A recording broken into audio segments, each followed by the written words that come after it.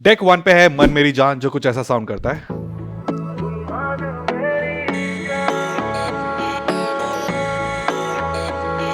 And deck 2 पे है okay not to be okay, जो कुछ ऐसा साउंड करता है।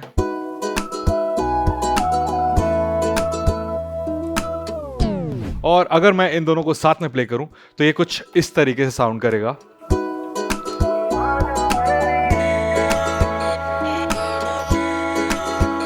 और अगर मैं ड्रॉप वाले पार्ट पे स्किप करता हूं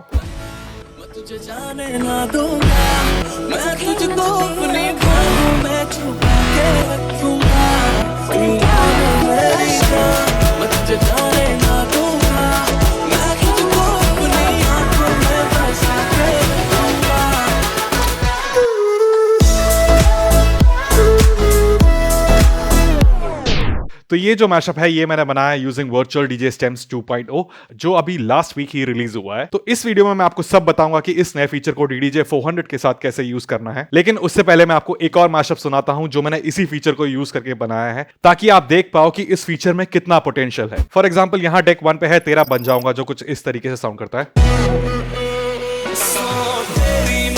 तो यहां से मैं इसका अकैपेला एक्सट्रैक्ट करूंगा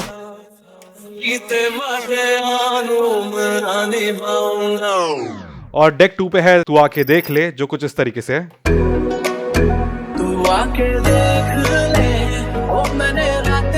तो यहां से मैं सिर्फ इसका इंस्ट्रूमेंटल लूंगा, कुछ इस तरीके से जो होगा। जैसे कि आपने देखा यहां से इसका पूरा जो वोकल है वो हट गया है। तो अगर मैं इन दोनों को मिलाऊं तो ये कुछ इस तरीके से साउंड करेगा।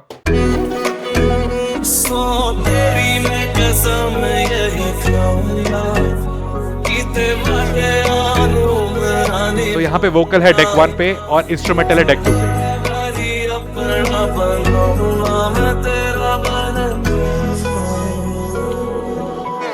मैं तेरा बन जाऊंगा।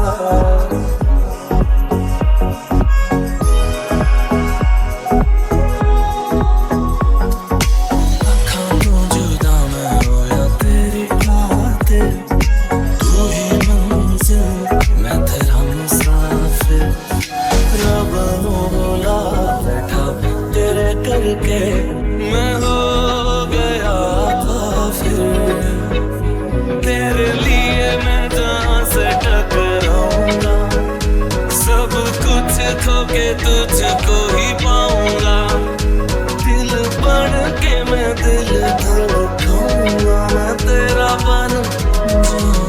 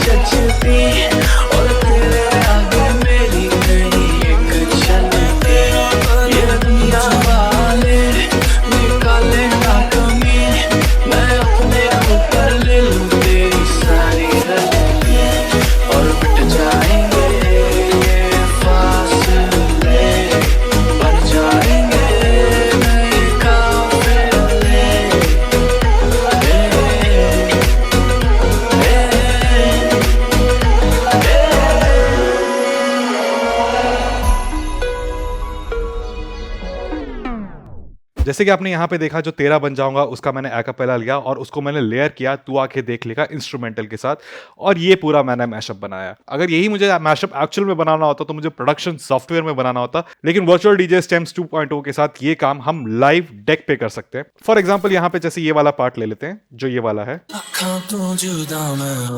ये पार्ट एक्चुअल में कुछ ऐसा सुनाई देता है। अकैपेला विदाउट अकैपेला, मैं हो गया काफिर। और यहाँ पे मैंने जिस इंस्ट्रूमेंटल के साथ लेयर किया है वो कुछ इस तरीके से है। अब इसमें से अकैपेला पूरा निकाल दूंगा, निकाल दिया और मिट जाएंगे, अकैपेला आउट, बन जाएंगे, अकैपेला पूरा आउट। तो अगर मैं इन दोनों पार्ट को अगर लेयर करूं तो ये कुछ इस तरीके से साउंड करेगा।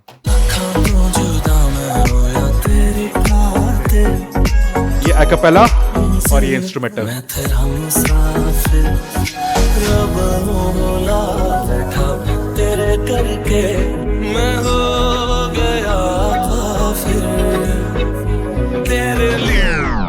अब इस वाले फीचर को मैंने DDJ 400 पे सैम्पलर पे मैप किया है। इसके लिए आपको क्या करना है, यहां राइट क्लिक करना है। राइट क्लिक करने के बाद ये जो पेज 4 है, यहां पे स्टेम्स फीचर को सिलेक्ट करना है। इससे क्या होगा, जब भी आप ये सैम्पलर वाला पेज खोलोगे, आपका स्टेम्स वाला पेज खुल के आएगा। तो इस पेज से हम यहाँ पे सब कुछ कंट्रोल कर सकते हैं, जैसे वोकल हो गया, इंस्ट्रूमेंटल हो गया, बेस हो गया।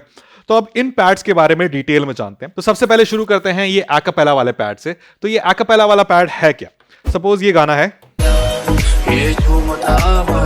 और आपको सिर्फ वोकल चाहिए, तो बस ये एक्apella वाला। मेरी झांक के देखो तब ताज और मिट जाएंगे। तो जैसे ही आप ये एक्apella दबाओगे तो जितने भी सारे इंस्ट्रूमेंट्स हैं वो हट जाएंगे और सिर्फ वोकल बचेगा। उसी के नीचे है ये इंस्ट्रूमेंट वाला पैड। अब ये इंस्ट्रूमेंट वाला पैड क्या करता है, तो सपोज ये गाना है,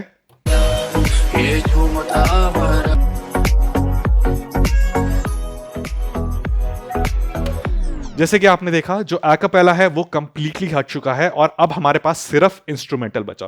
तो इन दोनों पैड से अगर वोकल चाहिए तो सिर्फ वोकल रख सकते हैं, इंस्ट्रूमेंटल चाहिए तो सिर्फ इंस्ट्रूमेंटल रख सकते हैं। अब बाकी पैड्स पे आते हैं। तो बाकी पैड्स में यहाँ पे वोकल है, इंस्ट्रूमेंट है, बेस है, किक है और हाई हैट है। अब यहाँ पे क्या है, हम इंडिविजुअल एलिमेंट्स को भी ऐड करना है, सबट्रैक्ट करना है, वो काम भी कर सकते हैं। फॉर एग्जाम्पल मुझे इस केस में सिर्फ वोकल एंड बेस रखना है, तो वो भी मैं रख सकता हूँ। वोकल और बेस है, ये सिर्फ बेस और ये वोकल, ये किक भी आ गया और मिट जाएंगे। अब मुझे इसमें इंस्ट्रूमेंटल ऐड करना है, सिर्फ इंस्ट्रूमेंटल चाहिए, वो भी हो जाएगा। Hi hat. तो ऐसे आप इंस्ट्रूमेंट हो गया, किक हो गया, हाई हैट्स हो गए, तो जितने भी ये 5 पैड्स उसको भी हम कंट्रोल कर सकते हैं with the help of the stems. तो अब ये सारे पैड्स कवर हो चुके हैं। अब हमारे पास सिर्फ एक ही पैड बचता है, वो है ये स्टेम एफेक्ट्स वाला, और ये बहुत अच्छा फीचर है। तो अब ये स्टेम एफेक्ट्स क्या चीज है, तो अब इंडिविजुअली अगर मुझे किसी एलिमेंट पे कोई भी इफेक्ट लगाना है तो वो भी मैं कर सकता हूं। जैसे कि यहां पे अभी लिखा हुआ है स्टेम एफेक्ट्स, अगर मैं इसको एक बार दबाता हूं तो लिखा है एफेक्ट्स वोकल, यानी कि अब मैं यहां पे कोई भी इफेक्ट लगाऊंगा वो सिर्फ वोकल पे अप्लाई होगा और किसी एलिमेंट पे अप्लाई नहीं होगा। जैसे कि सपोज ये गाना मैं प्ले करता हूं,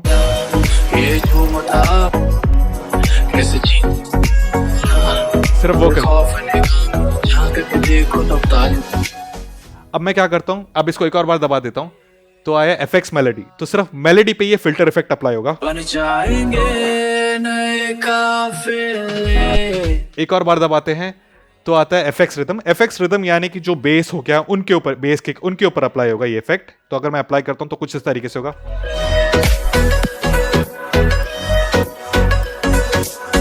अब एक और बार दबाते हैं तो वो वापस डिसेबल हो जाता है। तो ऐसे हम चाहिए तो सिर्फ अगर जैसे हमें वोकल पे इफेक्ट लगाना है वो भी लगा सकते हैं, इंस्ट्रूमेंटल पे लगाना है वो भी लगा सकते हैं, और अगर बेस एंड किक पे लगाना है तो वो भी लगा सकते हैं। अब एक और एग्जांपल लेते हैं इसी स्टेम्स फीचर का, जो गाना कुछ इस तरीके से।